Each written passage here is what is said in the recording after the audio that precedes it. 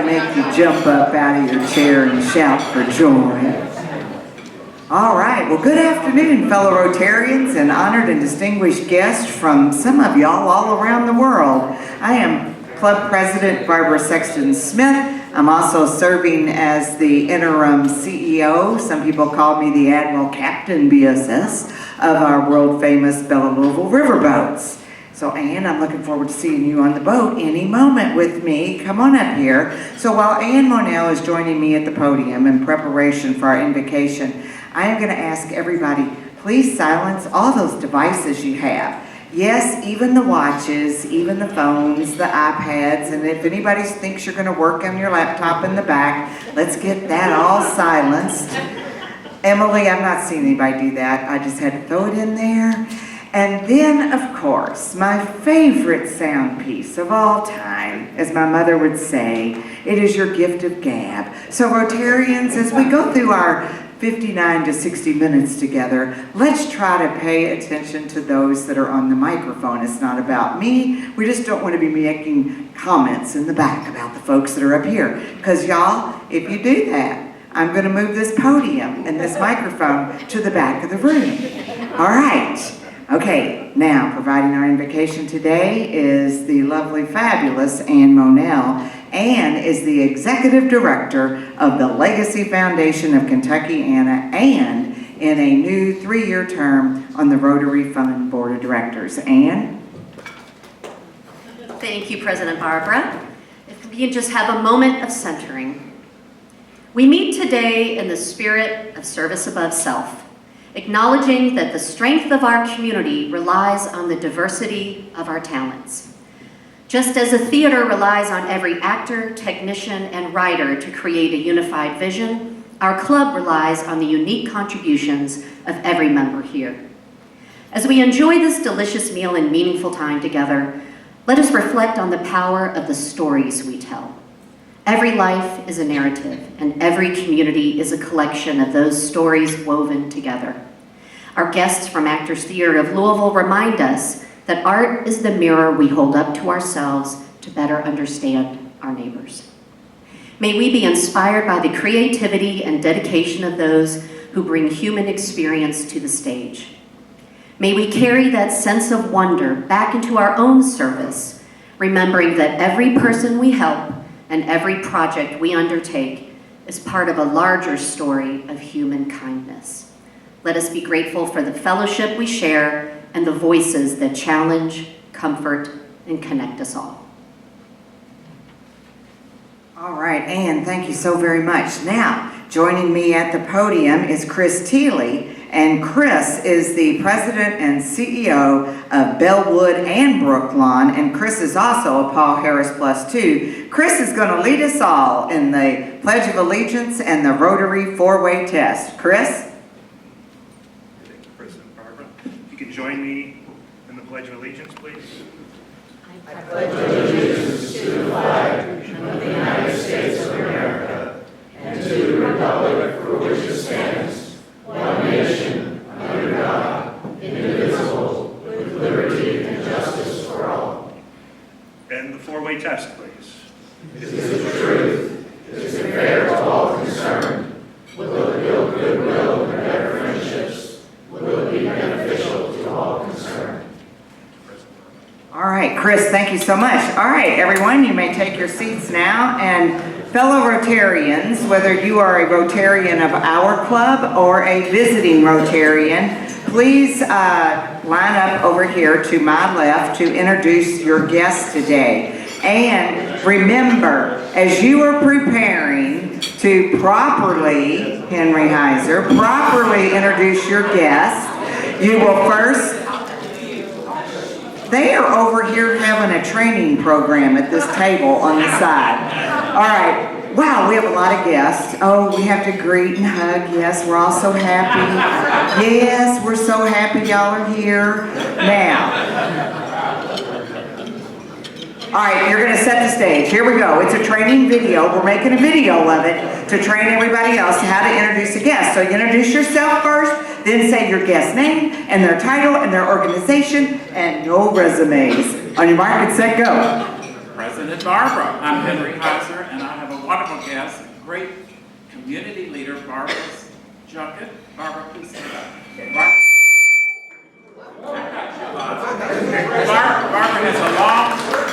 Barbara has a long history with Actors Theater on the board and has recently rejoined. So, Barbara, welcome. President Barbara, Maggie Harlow. I'm actually introducing a guest of Kristen Boone, who got caught on a flight, so she's not able to be here, but I want to welcome Larry. Stand up. Larry Horn. I think most of you know him. I'll just say he is a chronic enabler of business owners. So if you need help building a business, whatever you need, he's here to help you.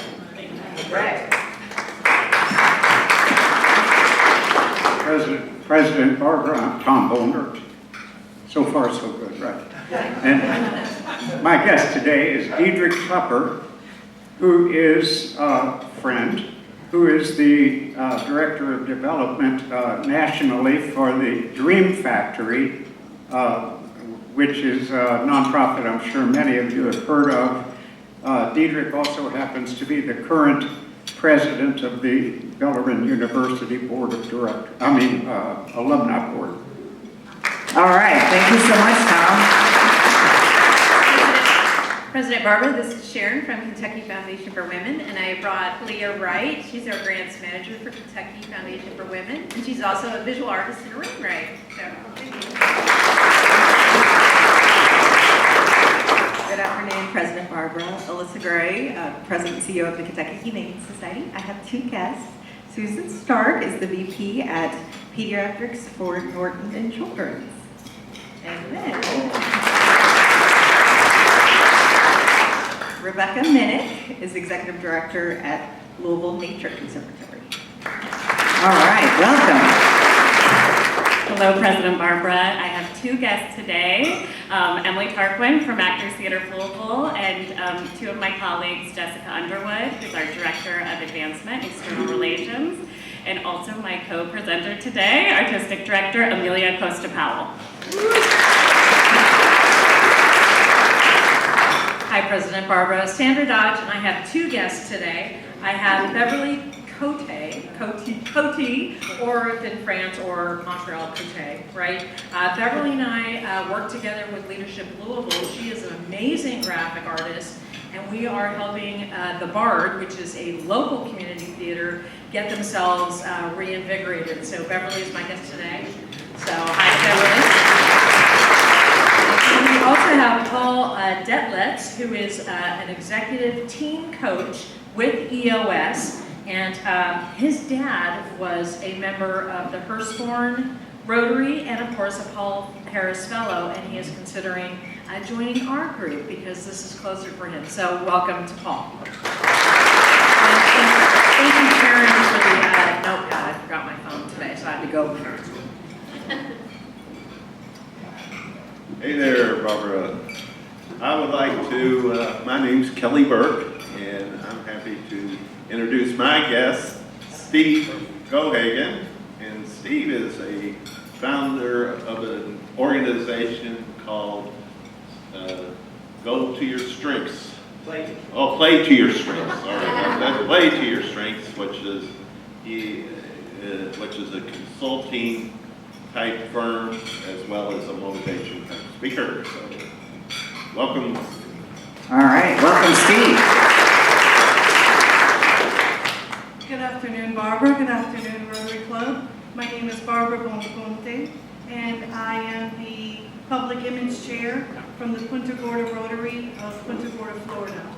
And I'm here visiting. I brought a guest with me, my daughter Jessica Makeda. She's with the Firestone in downtown, and we're here to visit with your lovely club today. All right, welcome, Barbara. So at this time, Barbara, before you get comfortable, if you would, I'd like to put you on the spot. I'm going to invite our visiting Rotarian, Barbara from Punta Gorda, to join me at the podium for an official flag exchange. Barbara? It's a pleasure to be here today. We have a smaller club. Our club is there's 65 members, so it's crazy to be at a club that has almost 400 members, which is crazy. But but it's a pleasure being here. When I was coming here, I did a little bit of homework on you guys. You do a lot of great things in your community, and I'm going to say that's what we all have in common as Rotarians. We like to start in our backyard and have incredible programs for our community, and it's a pleasure to be here with you guys today.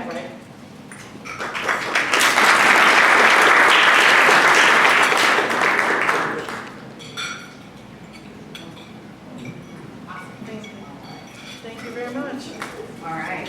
Barbara, thank you so very much, and that was done so beautifully. So Rotarians, those of you with the Rotary Club of Louisville, you can see that we have plenty of our local club flags. Anytime you're traveling or visiting another club, ask Deline or Tracy for one of our flags and take it. Then you'll do the same thing when you get to that club, and you'll be able to take a few moments of their microphone, I hope. And remember, introduce yourself first, talk about why you're there, and make it quick. All right. That had to be Heiser over there laughing. Yes, thank you so much for that. All right, now, what I'm going to do is we are going to perform a trick here that only a very well-trained, schooled prestidigitator, yes? I don't know if you can, yeah, and does anyone know what a prestidigitator is? We have two, I should have known, Tom and Lacey. It's a magician. It's things that go presto, and you pull rabbits out of your hats.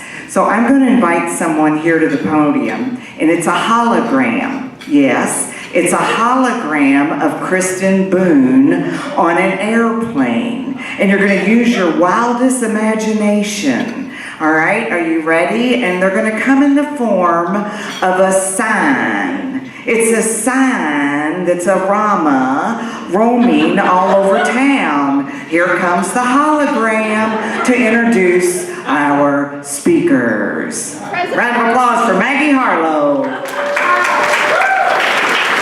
Thank you, Barbara. All right, I think the theme is speed today. So we want to make sure to give our presentation plenty of time. So I'm excited to introduce on behalf of Kristen Boone, who couldn't be here. All right, here we go. Emily Tarquin is a creative, executive, producer, and business leader working at the intersection of service, storytelling, and strategy. She serves as the managing director of Actors Theater of Louisville. I'm on the board. Where they oversee organizational operations, financial stewardship, long-term sustainability. Sounds exhausting. Emily has shepherded hundreds of productions, festivals, and partnerships, and special events from concept through execution, aligning creative work with the mission. She previously served as the artistic producer of the Denver Center for the Performing Arts Theater Company, where they co-developed and launched Off-Center, an experimental and immersive programming arm. Their work there included producing large-scale immersive projects and stewarding new work development through the Colorado New Play Summit and Festival. Sounds yummy. Emily is currently pursuing an executive MBA at Bellarmine University, graduating in 2026, and is a graduate of the Shannon Leadership Institute and Leadership Louisville class of 2023. She serves on the board of the Louisville Tool Library and lives in the Crescent Hill neighborhood with her partner and 2 dogs. Come on up, Emily. Let's give her a round of applause. And I will introduce their partner in crime. Amelia Acosta Powell is the artistic director at the Actors Theater of Louisville. Previously, she's been the associate artistic director at the Repertory Theater of St. Louis, line producer at the Oregon Shakespeare Festival, and artistic associate and casting director at Arena Stage. Actors Theater of Louisville directing credits include Wave After Wave, A Christmas Carol, Herschel and the Hanukkah Goblins, Loving and Loving, La Egoista, and Every Brilliant Thing. Other recent directing includes August, Osage County, and The Gradient at St. Louis Rep. She is a steering committee member of the Latinx Theater Commons, a member of the Casting Society of America, and an inaugural grantee of the TCG's Rising Leaders of Color, and a proud alumna of the Alan Lee Hughes Fellowship. Her teaching credits include teaching as well, serving as adjunct faculty at Webster University Conservatory of Theater Arts, She's originally from Denver and holds her bachelor's and master's degree from Georgetown University. Who else should be running this incredible program? Come on up here and welcome these amazing women.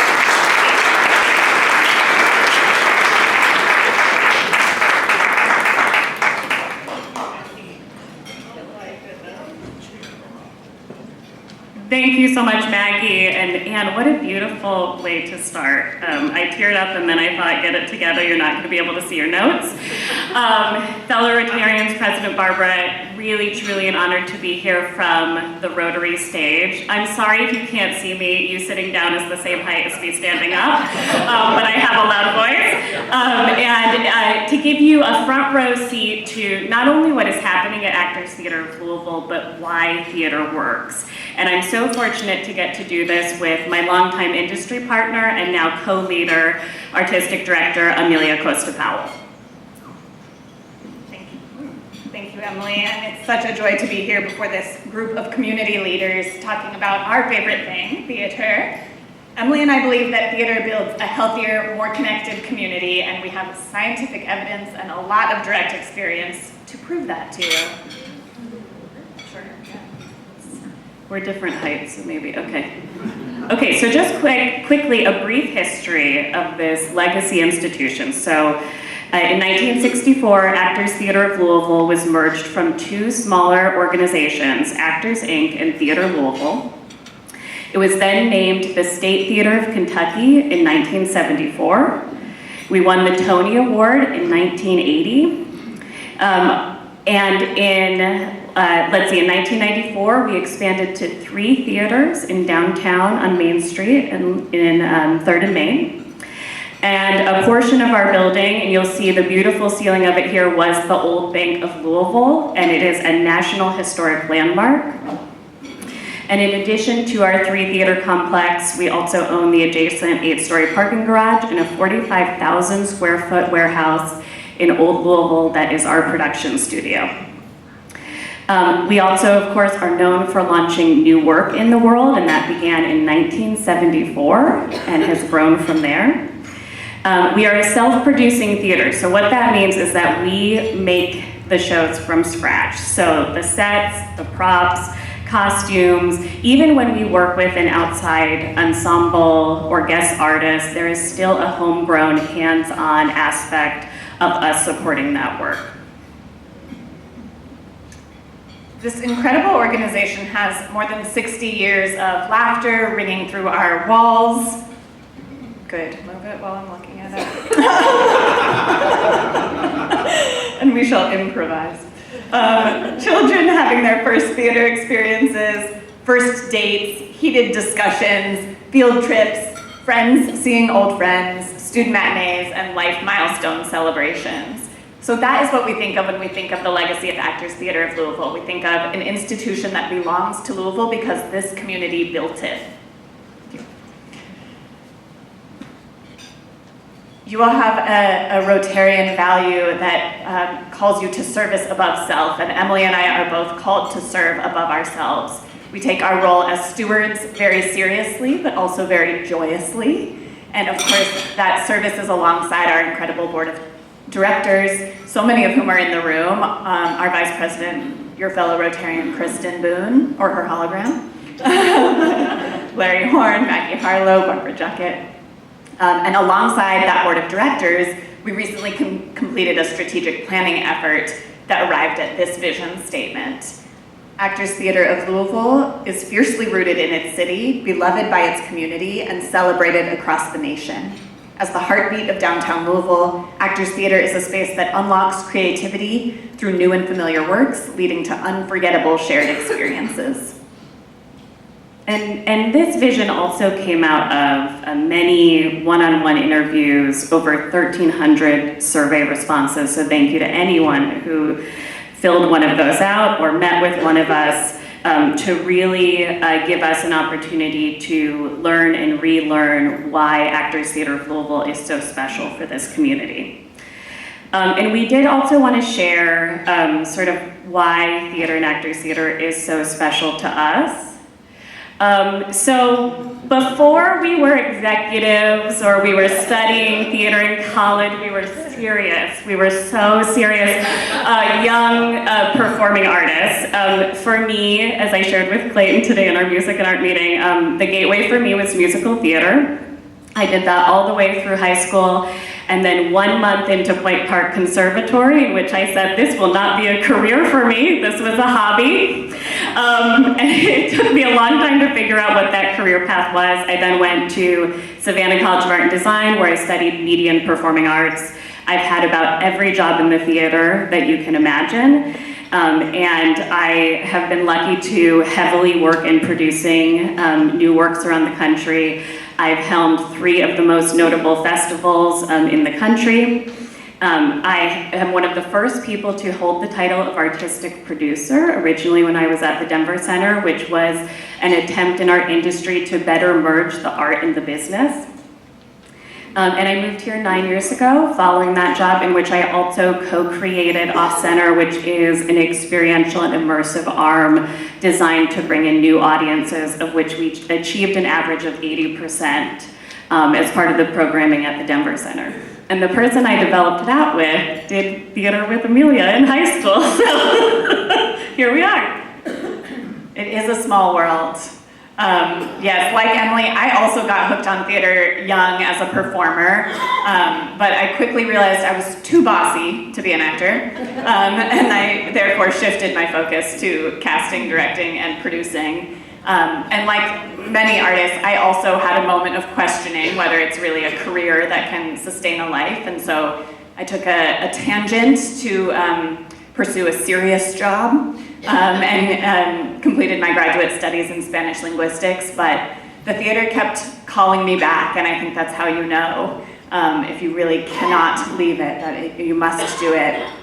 So I've been really fortunate to pursue this work all around the country, serving in several top regional theaters, from Arena Stage to Oregon Shakespeare Festival and St. Louis Rep, before I had the honor of coming here to Actors Theater of Louisville 5 years ago. All right, just a quick pause to see how many in this room have done theater, are doing theater, are making art of some form. Just a show of hands. Okay, I would say that's at least 60%.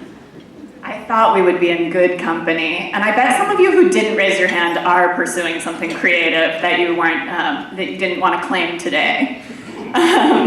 But whether you professionally or just for fun pursue some creative endeavor, you know that those creative expressions give you mental, spiritual, and social benefits. And those benefits are also cyclical. We know that those who do creative arts then also support artistic organizations in their communities. In fact, a National Endowment for the Arts study determined that an American adult who creates or performs art is 6 times more likely to attend live arts events. So we also appreciate all of you who raised your hand as our audience. And because we recognize the space for the need for that space of fun and discovery, actually tomorrow, Actors Theater is launching our first adult summer camp, where adults like us who really enjoy performing or getting together and doing something fun and creative will get to spend that weekend doing that. And it's sold out, so it will be the first of many. And for the past 4 weeks, we also launched our first ever young youth middle school and high school summer camp. And it was really amazing to see everything they learned. They formatted resumes, they learned how to interview and audition, they staged their own combat scenes, they wrote plays, they designed, they realized plays through visual art. It was really amazing. And their takeaways ranged from, I felt like I belonged, felt like my authentic self, I feel more confident, and I feel more hopeful. And for us, hearing those reflections from young people was such a visceral reminder of why we do what we do and what theater has the potential to achieve. Yeah, it really was, it reminded me of what theater originally did for me, for us, what it still does, and why theater works. don't take our word for it. We are going to share some quantitative statistics that agree. And we're just going to share a few with you. We know numbers can start to blur, but it is really remarkable when you start looking at the data. In 2019, UCLA did a study that showed a 14% reduction in mortality for attendees of cultural events, and that's just attending one event per month. The Surgeon General also stated that the mortality impact of being socially disconnected is similar to that caused by smoking 15 cigarettes a day. And we posit that attending cultural events is the remedy to that social isolation. We know that attending theater breaks down those social barriers and it also improves cognitive resilience. Unsurprisingly, the book Counting New Beans cites that live theater increases empathy and emotional intelligence. And there's so many studies in our research that state that arts events strengthen civic connection and community identity. Live experiences actually synchronize us. So it's known that like your heartbeats start to sync when you're in community. Perhaps right now that's happening. It reminds us that we're part of something larger, that we belong. After a show this past season, an audience member said, "It was wonderful to spend 90 minutes in a room with strangers, laughing and connecting. It was good for my soul."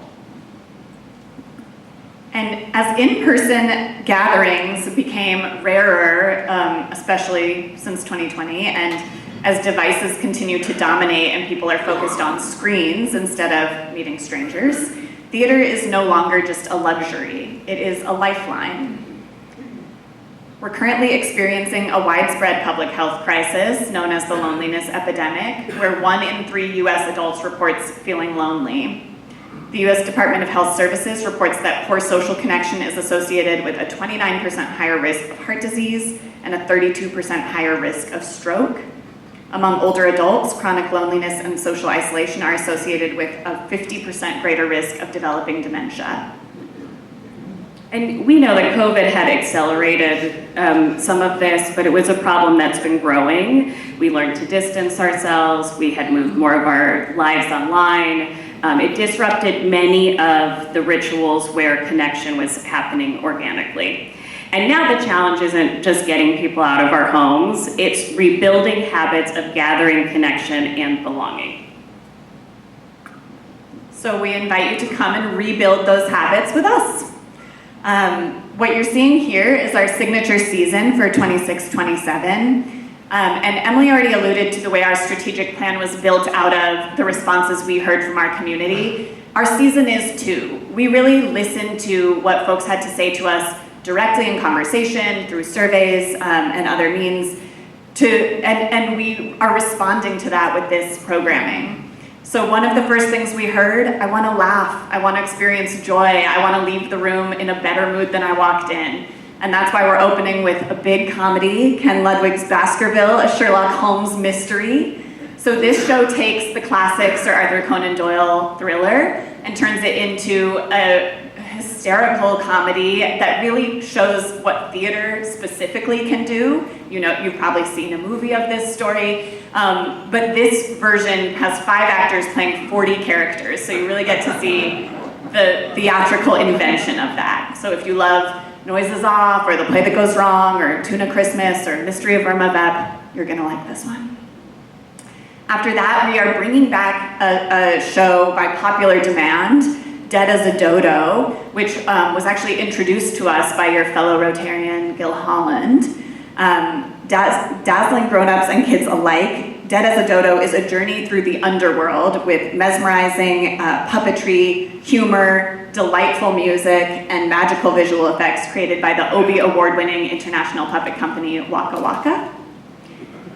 And then, of course, in December, we bring back our holiday tradition of A Christmas Carol in the largest theater, the Pamela Brown Auditorium, which Emily and I co-direct with an entirely local team of artisans, actors, and if you don't already know Christmas Carol, it's a story of Charles Dickens' story of generosity and community, and it really is just the warmest feeling you can have in December.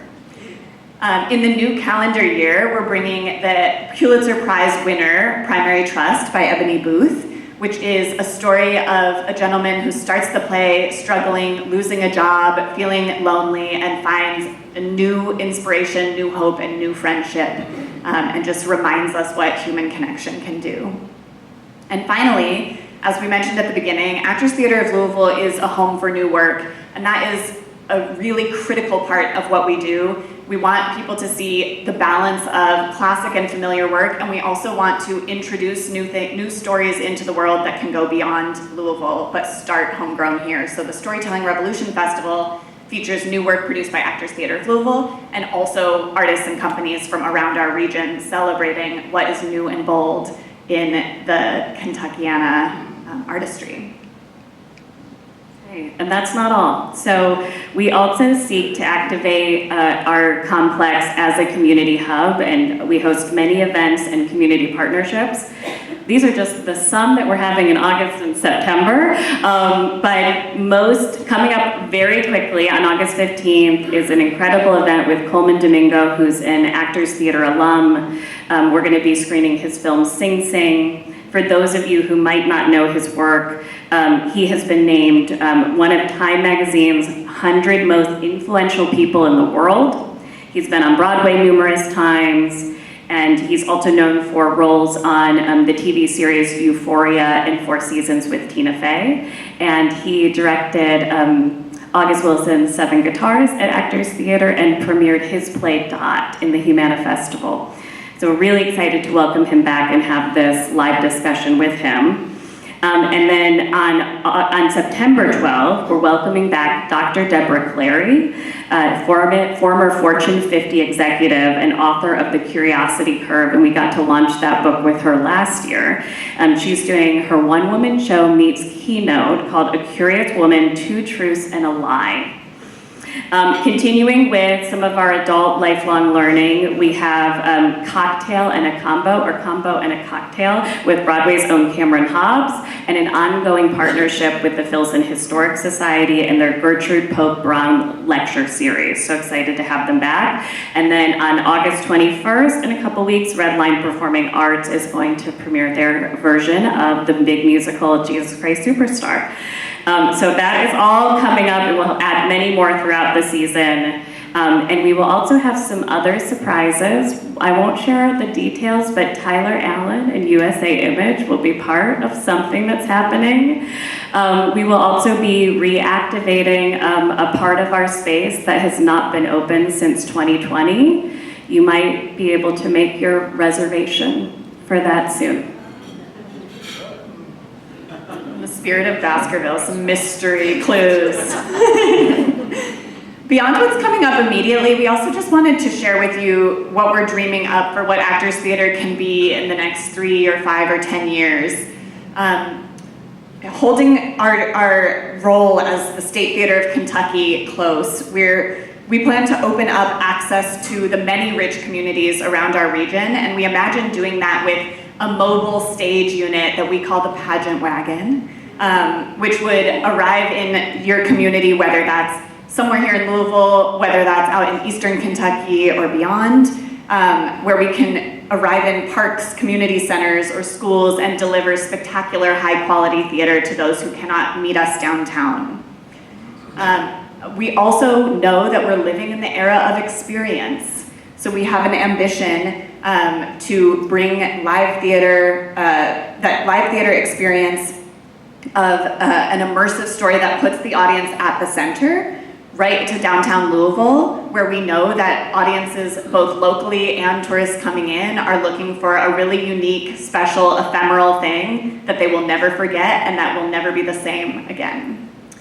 And then finally, Actors Theater of Louisville's role in new work continues as we intend to launch the next great comedies. We know that our field of theater and beyond, our storytelling mediums, are really looking to serve people who need that joy. And so we are planning to commission new comedy plays that become the next generation's classics, and that have their roots right here in Louisville.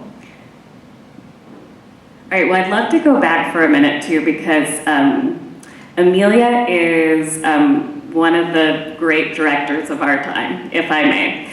And really skilled with comedy, and I want us to be able to share a little bit more about our process for building a piece from scratch, and get to share some of the behind-the-scenes progress that's currently happening with Baskerville before we open it September 9th. Thank you. You all are seeing a sneak peek behind the scenes. So when we launch a play at Actors Theater of Louisville, the first thing that happens is the creative team, which is the director and the designers, get together and talk about how we'll create the world of the play. So right now you're looking at some renderings. Up top you're seeing a rendering of the scenic design by Tom Tutino, who is a 36-year veteran teacher at the Western Kentucky University's prestigious theater program. And then on the bottom half, you're seeing costume renderings by our fabulous costume and wardrobe supervisor at Actors, Anna Jenny.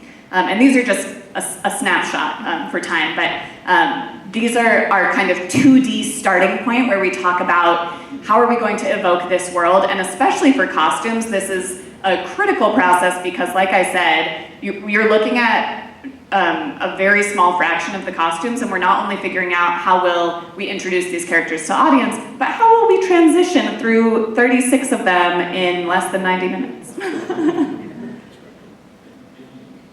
And then here, you're seeing some behind the scenes process. This video you're watching is our team members out at our production studio in Old Louisville, playing with the trap door. You know what? It's always funny when someone falls in a hole. And you're seeing the first layers of paint on our scenic elements. And you know, I think it's really a special thing. Our team is just extraordinary. And when you're seeing something under the lights in the theater when you come and sit down, you'll see some of the details on your first watch. If you come twice, you'll see more of the details. But rarely do you get a chance to see them, you know, bright lights, all of that level of detail and creation. So Louisville's, you think of theater as a medium where perhaps you immediately think of performers, but Louisville's visual artistic community is also deeply rooted in our work, and so getting to see a little bit of their behind the scenes as well. All right, well, we'll close there. So we're very excited and hope you are as well for our 26-27 season. We designed 2 subscriptions around opening nights and Sunday matinees, not only so that you can experience the work across the year, which is what the season's designed to do, but also that you can see each other. So that is the greatest way to do that. Theater is an art form that's incomplete without you. So we look forward to seeing you at the theater, and thank you so much for the time today.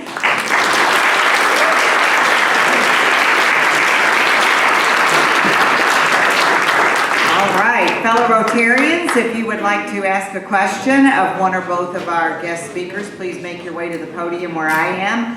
And yes, we have put up on the screen, Tom, the instructions for how this goes. So in case you lose your way, just glance over there. You get a 30-second time limit, ask your question, no speeches, no statements, and then return to your seat after you ask the question. That's a new addition. You got it, Tom? All right. Tough stuff. I'm Tom Boner, and I'm proud to say that my wife and I renewed our tickets after a 6-year hiatus just 3 weeks ago, and we're quite enthused about things. There's my statement. The question I have is that it relates to what I know I'm not the only person in this room who remembers when Actors Theater, not casting any value judgments, just Actors Theater had a resident company as well. You know, people will remember if I say Fred Major, Adele O'Brien, Ken Jenkins, all these people. And I can imagine it's difficult, but I'm just wondering, how does that fit into the possibilities? Thank you so much for that question, Tom. Yes, and I can speak a little bit to Actors Theater specifically and also just say that the resident acting company movement was pervasive across US American theater and beyond. I mean, it was a borrowed European model originally. And really did start to decline about the mid-90s, that companies started to move away from it. Part of that was financial, that the commitment to a certain group of performers meant a certain financial commitment that regardless of what work you programmed, you had to see through. Part of it was audience response, that for as many wonderful, beautiful memories that people have and how much you miss seeing certain faces, there was also significant feedback of, I've seen all I need to see from these specific people and I'd like to see more new things. And then finally, the world for performing artists also significantly shifted, and the ability to commit to live in one place and to serve one community or theater changed when people started to realize that if they take rotations in New York or LA and have a gig on Law and Order, that can balance out what they're doing in the live theater, right? So it has shifted significantly in our industry. All of that being said, I do want to highlight the meaningful relationship building, both for the artistic process of what you can do when an ensemble really knows each other, trusts each other, and has a shorthand. That is still so tremendously valuable. And the audience relationship that you're describing, where people have their loyal fandom of certain people, or they come to see them, and just to experience the transformational possibility of the vastly different roles that you saw someone like Fred Majors or Adele O'Brien play. So we have a nod to that in our commitment to local casting, because we still, and not just local, I mean also bringing back people with some regularity, but then you will still get to see, someone like Neil Robertson, who plays Scrooge in our current Christmas Carol, really do a range of things, even though we're not in that exact resident model. So we still hold a commitment to that relationship piece. Emily, Amelia, Nick Garner, Miter Corporation. It's so great to see you here always. Those who were sitting around me at the table when you mentioned the adult theater camp heard me audibly groan, and I just want to clarify that is because I knew without thinking about it for more than a second that I will be going to that. I was hoping you would talk a little bit more about it before you left us. Sure, thank you, Nick. I will follow up with you about that. Nick was part of recruiting me to Rotary, and now I will recruit Nick to adult summer camp. But I think for all the reasons we named, and probably something that we knew underneath as we were experiencing all the classes and workshops with youth, is that it was unlocking something in those participants that started to feel like, is that specific to being young and what you need in that moment, or is it specific to what theater and art can do? And why does that stop at a certain age? Why do we stop playing? Why do we stop finding ways to gather together for more than a conversation and a drink, which is great, but I think getting to be creative together is something that we want to continue to foster. So I think we're just getting to realize both what our programming has been able to do for years and years for students of a certain age, and expand that to adults who need it, and I'm also speaking personally, in a different way, and in a different way to connect with each other. So that's really where it comes from, and honestly, we didn't know that it would be so well received. And that was clearly a sign to say, we guessed that this might be needed, and the participants said 100% it is, and then when is the next one, and so we'll continue to build towards that. Hi, Ann Monell. So I'm trying to swirl my one question or several questions into one, but I'm just curious if you, in your feedback, were hearing concern or hesitation to come back downtown. I know that continues to be, or at least I think it continues to be a challenge. And so also, aside to that, what are you all doing to make the theater accessible to all? Whether that be financial barriers or other types of barriers that might prevent someone from fully experiencing the theater. And then my third question that I think you've already answered. Once upon a time, there was a strong apprenticeship program. And I was just curious, again, if that's back to the non-resident theater, if that just doesn't fit that model anymore, asking for a friend. Well, I'll start and then I can pass it to you. So in terms of the question of downtown, I mean, I know that I see many of you all who are in this room downtown, so you're already part of this movement, but I will just say, I think the biggest thing that will make folks feel comfortable spending time downtown is for us to go and do it and spend time downtown, and then there will be people who make each other all feel comfortable spending that time and excite you about going there, right? It is a part of the challenge that we're facing, and we're so fortunate, as Emily mentioned, you know, we have some of that infrastructure built in that can support. You can park right in our garage that goes right into the building, so you don't have some of those barriers. But it is why we also need to be able to be mobile and go and bring our work other places.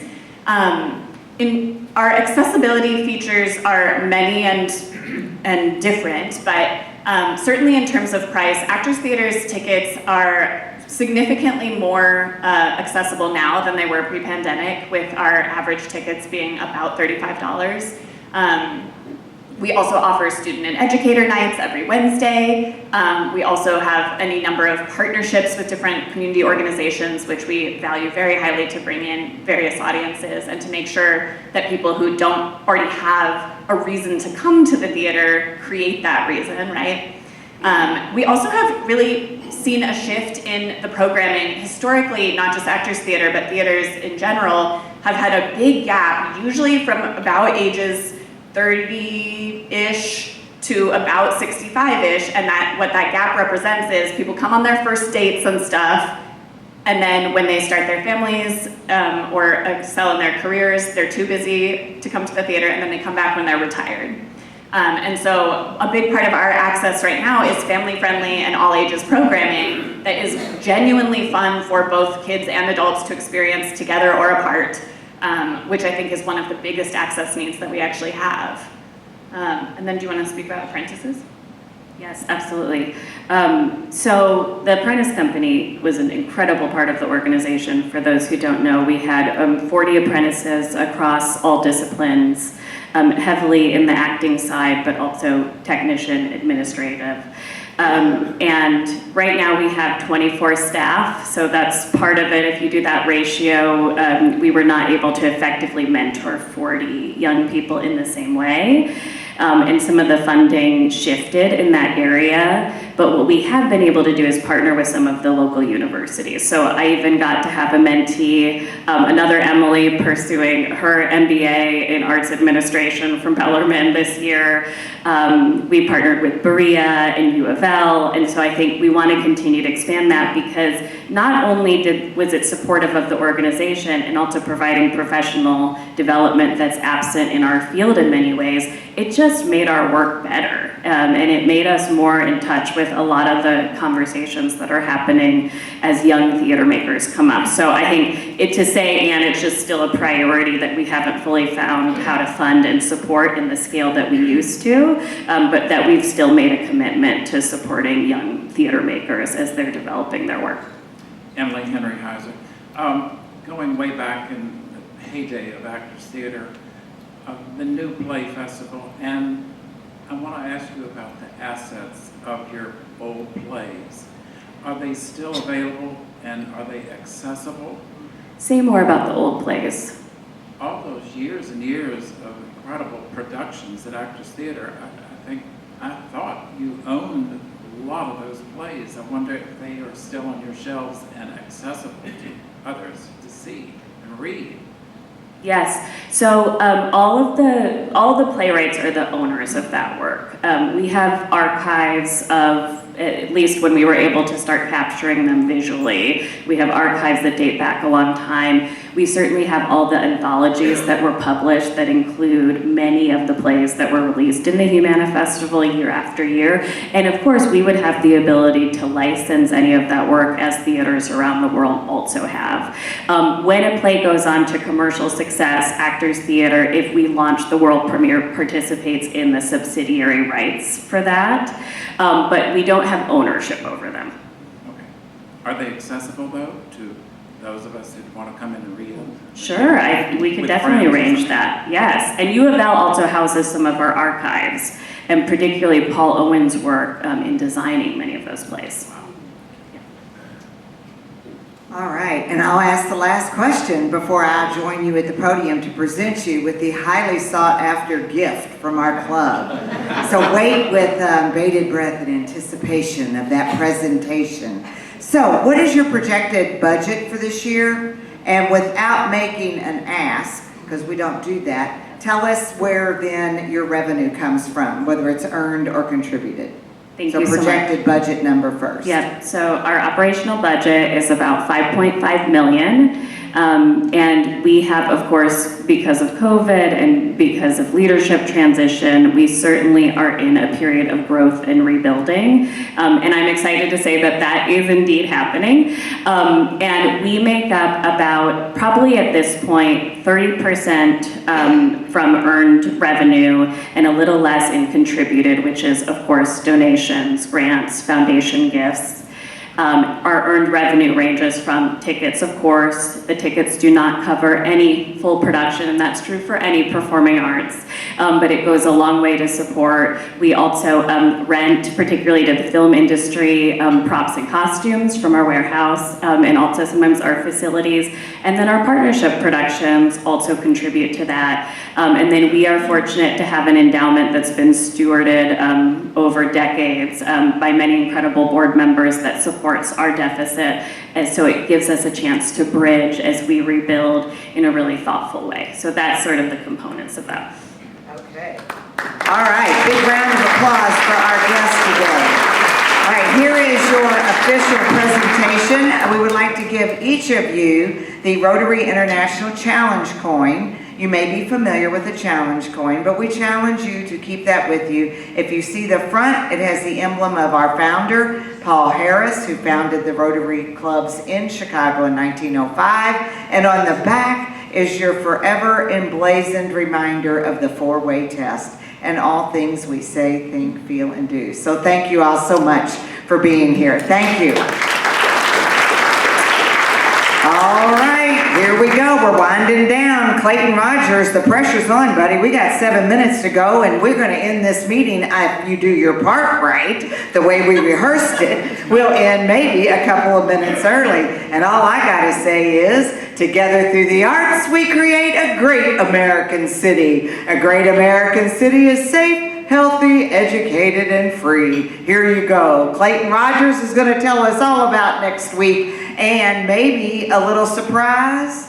I don't know. He's opera trained. I asked him to sing the announcement for next week. I don't know. Let's see where we go. Clayton. Absolutely. It's a timing situation. That's the whole thing. You wanted some minutes back, so I'll spare you the singing. But I am excited, and I'm excited for 3 reasons. So first of all, as a Louisvillian, next week, August the 13th, we will be meeting where, Barbara? The Belle of Louisville. The Belle of Louisville. So that's pretty awesome. I'm excited. Second, I'm excited as a banker. I love that you had a banker introduce this. So we're going to hear from Seema Sheth, who is the Senior Vice President and Regional Executive of the Louisville branch of the Federal Reserve Bank of St. Louis. Put that on your business card. That's something. She's amazing. Seema will offer an overview of the Federal Reserve System, outlining its structure, purpose, and role within the nation's monetary framework, and address current economic and financial conditions. And it's got my banker senses tingling, so that's fantastic. Third reason I'm excited, as a guy who likes to eat, box lunches will be provided by Kingsley Meats. That's delicious. Now heads up for this. So the deadline for RSVPs is tomorrow at noon. Okay, that's not the normal Monday cutoff. So again, registration deadline, RSVPs tomorrow at noon. So register now with the QR code on the screen. All right. All right. And the number one question I've been asked already in the last week or so about, is the meeting really going to be on August 13th on the Belle of Louisville? The answer is yes, it really is, you all. If you haven't heard us announce it in the last few meetings, the reason we're not in this room here at the club next week, you all, is because it's move-in day for the students at the University of Louisville, and they need all those parking spaces. So that's the reason why we have to go off-site. Parking. The second most asked question I've gotten in the last couple of weeks is, so the Belle of Louisville, where in the heck do we park? All right, here goes, and we're going to send it out in an email as well. I want you to park on what we call the wharf lot. No one seems to, raise your hand if y'all know where the wharf lot is. You're not going to be kidding me. Okay, that is so exciting. Most people don't know where it is. So Barbara, if you and your daughter stay in town, you're going to want to go to Joe's Crab Shack. Okay, go to Joe's Crab Shack right there at that intersection, pull in, and as soon as you pull in, I want you all to turn left and drive as far as you can drive. Keep driving toward my boats, okay? And then park anywhere along there you want. If you come real early, there are about 18 or 19 spaces right next to the paddle wheel. And you would enter that section at 4th Street. All right, so questions about that, we'll send it in an email, or you can email, text, or call me, and I'll help you get on the boat on time. Oh, third and last, Alyssa, everybody's asking me, are we really cruising? No, we're not. Because the other half of you said, please don't cruise. All right, there you go. Lastly, I just want to remind everyone, we sent out an email last week. Well, we have a calendar, so you can find that on LouisvilleRotary.org. Okay, I'm not getting much traction with my fellow Rotarians using DACDB or the Ignite app. I've tried now for 4 weeks. So here you go. Go to LouisvilleRotary.org, and our calendar's there, and it has all the committee meetings and our social activities. Speaking of which, last night, where's Mackenzie White? Mackenzie, stand up. All right, and everybody else on the social activities committee, stand up. Robert, I see you. Who else is on social activities? Okay, yeah. Y'all did a great job, and we had a blast last night at Gravely Brewing. Those of you that missed it, you'll just have to see the pictures. And Ken Selvaggi was the last person to leave the bar. I have a photo of that, by the way. He says he has a photo of me dancing on the table. That is not true. That did not happen. Okay, upcoming meetings, they're all on our calendar. There you have it. And then lastly, follow us on all the social media places, you guys. We got Facebook, we have Instagram, X, and so on and so forth. And then if you want to go old school, I got you. I got you. Don't worry about it. I'm with you. I have printed out our entire roster with pictures and contact information, and I've got 5 or 6 of them up here if somebody is just dying to take home a printed version of the roster. If not, click on that link I sent y'all last week, and it takes it right there, and it's in full color. So let's connect. You know what? Let's connect with each other, let's connect with our committees, and let's connect with the community. And I'll see you all on the Belle of Louisville riverboats next week, because you see, that is the river that created this community, and I want you all to connect right on the boat. We are adjourned.